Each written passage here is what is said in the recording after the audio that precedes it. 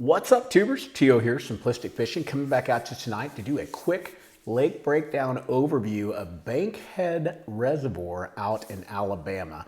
They don't really have much of a fishing page for this one. We've got a little bit of information here, so I'll go through it real quick, and then we're going to switch over to the Google Earth side.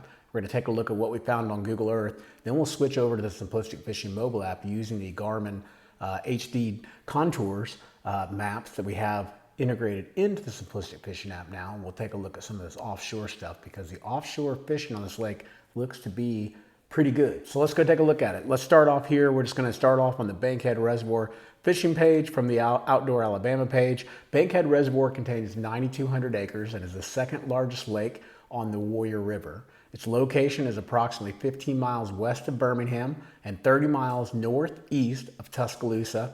Bankhead Reservoir flows through Walker, Jefferson, and Tuscaloosa counties. The primary use for this reservoir are navigation, hydroelectric generation, flood control, and recreation. Development of shoreline property is extensive and includes private residences and commercial marinas. Camping, boating, and fishing provide the main recreational opportunities on this reservoir.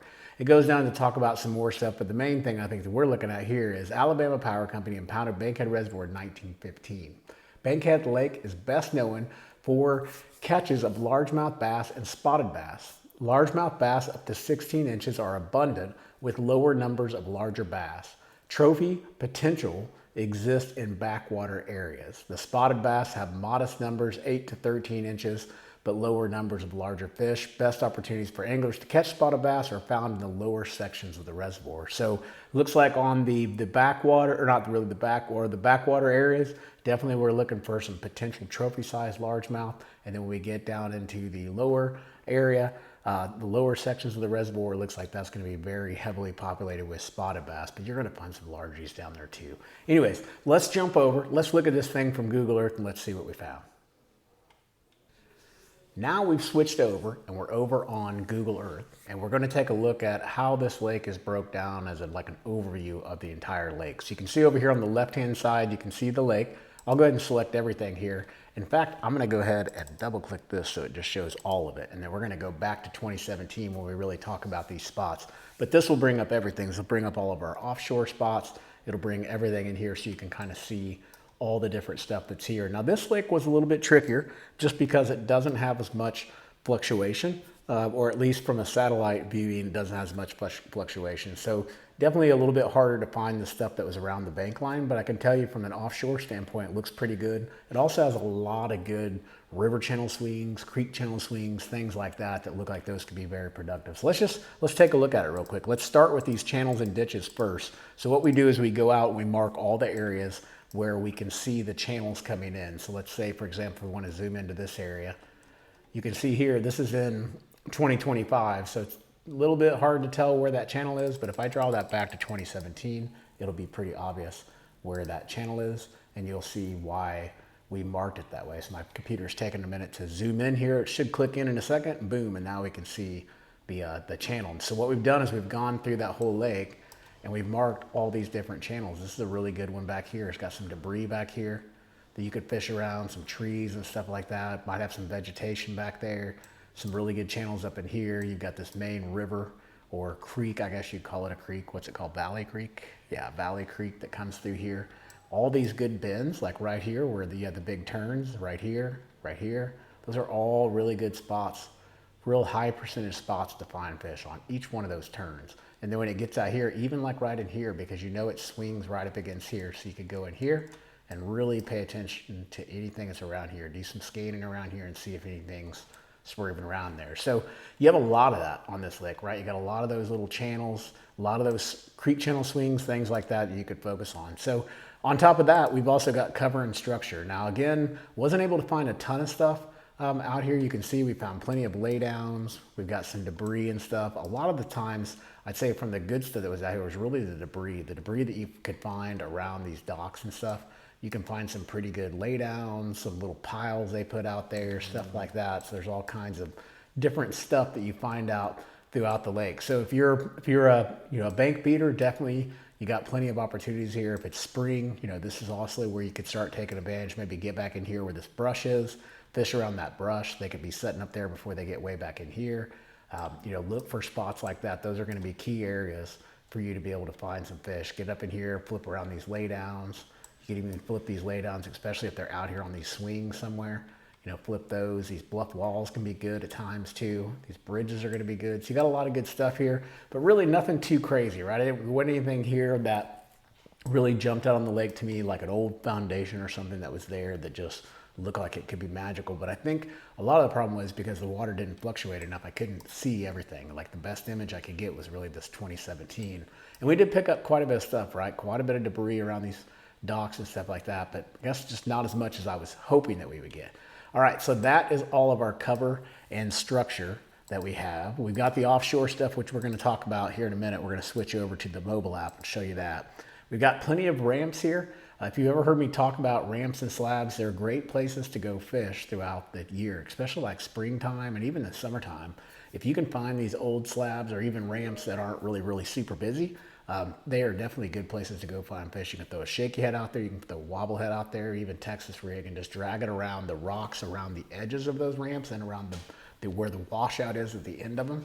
And you'll be surprised at what you can catch there. So you've got a few here. If you're not into fishing ramps, no big deal. At least you know where most of the ramps are going to be on the lake. So if you have any problems, you know where the closest ramp is to get your boat out of the water. All right, next up, we got rock. Now, obviously there's a lot of rock on this lake, but I wanted to point out like the key areas of rock. So maybe like rock around a point or rock around a certain area where there's not a lot of other rock, things like that. So not a ton of really rock that I've marked here because it wasn't anything too special, but you can see I've got a handful of it here and there, but nothing too crazy.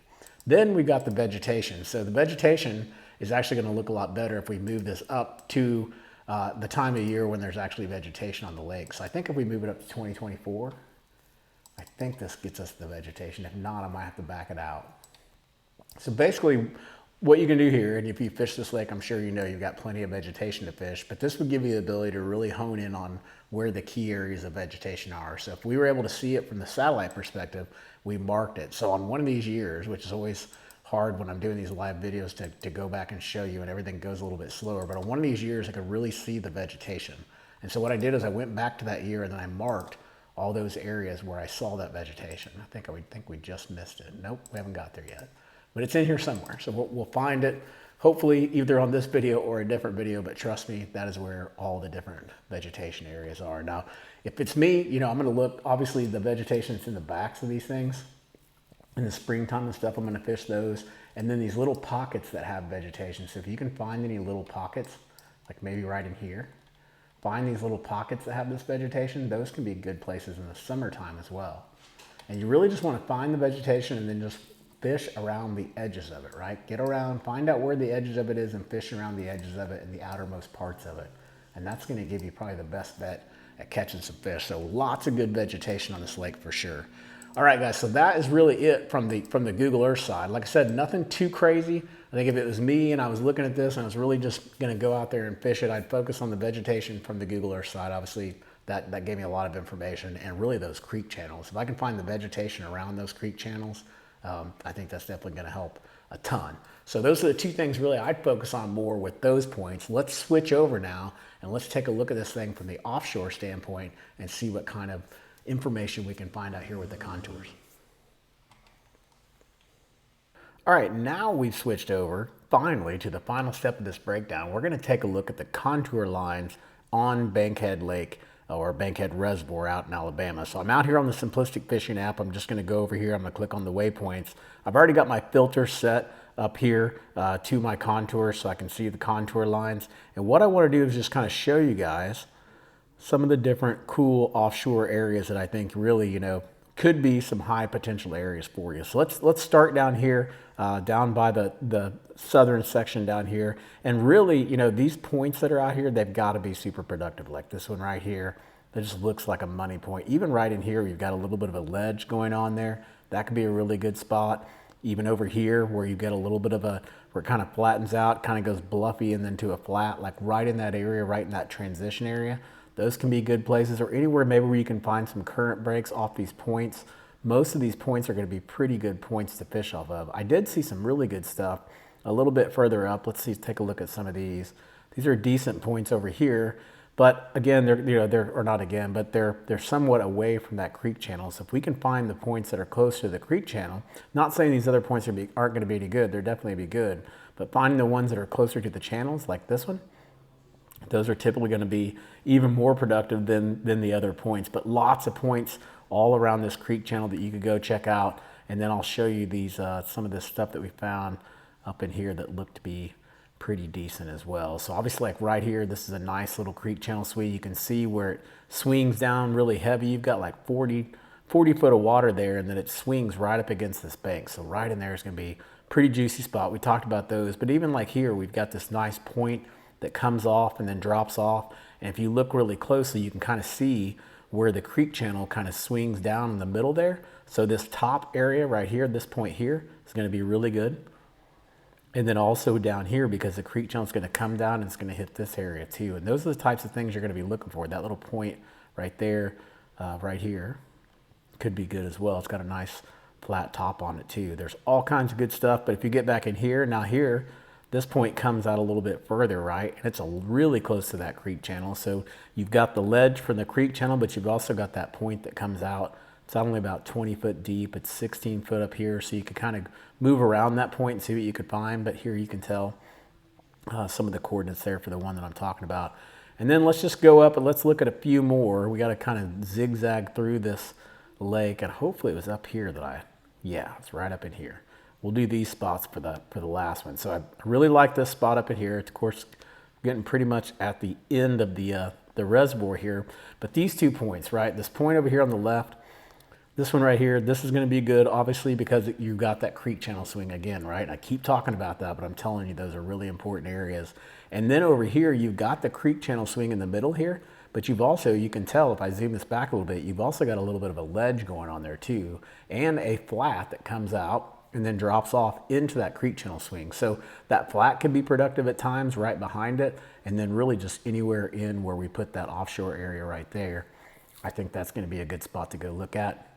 And then of course we got this one here right before that bend starts. Those are always good places if you can get it right when that bend starts, or right after it ends. Those are typically really good spots to look at. So anyways, guys, that is everything for the overview. Obviously, we could have gone down and showed you guys a lot of different offshore stuff. There's tons of offshore opportunities on this lake. Again, really good. Pay really close attention to these creek channel swings because they really set you up for really good offshore fishing spots, and you've got a ton of them on this lake. Guys, if you want these waypoints, you can go out and download them. Or not download them, you can purchase them and purchase the digital files from simplisticfishing.com, and we can send you the digital files so that you can put them on an SD card and import them into your fishing graph. Or you can purchase the SD cards and we'll mail those to you as well, and then you just take those and import them into your graph and do the import that way. Or last but not least, you've been seeing the app here that we've been talking about. We just launched that earlier this year. The contour maps just came out in testing, so we're almost done getting ready to launch that. So go out and download the Simplistic Fishing app. You can get a single lake, so maybe you just wanted Bankhead Reservoir. You can get that for $9.99 for 30 days access. Gives you all the stuff that we looked at today. Or you can purchase the entire region, which is pretty much all the lakes in that region that we've broken down, which are a ton of different lakes. You can get all the lakes in that region for $19.99 a month, and that's a monthly subscription that will just keep reoccurring. So either one will work. Hopefully you guys will go out, help support us. By the way, please make sure to like and subscribe to our channel. Like this video and subscribe to our channel. We definitely appreciate that. It helps get our videos out there to the masses. So until next time, guys, I hope you catch your PB. Take it easy.